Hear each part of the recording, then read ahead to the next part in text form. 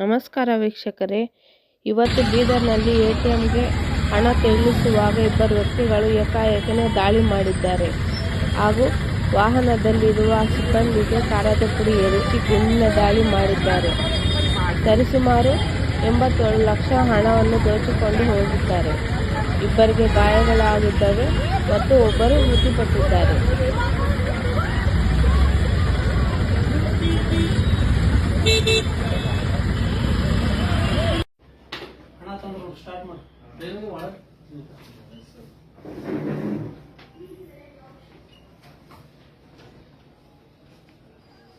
खतरनाक अदा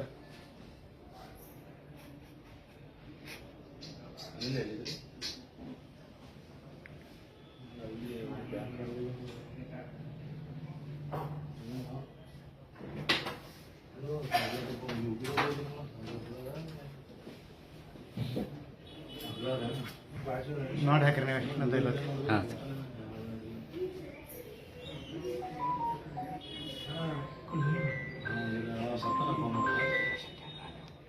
firing entry लो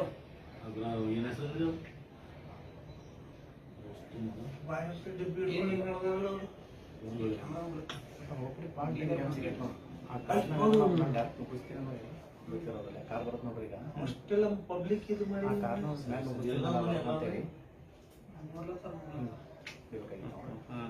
at least ಒಂದು ಯಾವ ಒಂದು ಎರಡು ಆಟ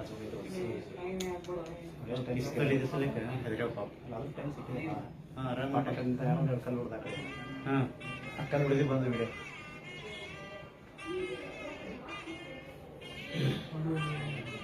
ಪೂರಾ ಪೀಡಿತ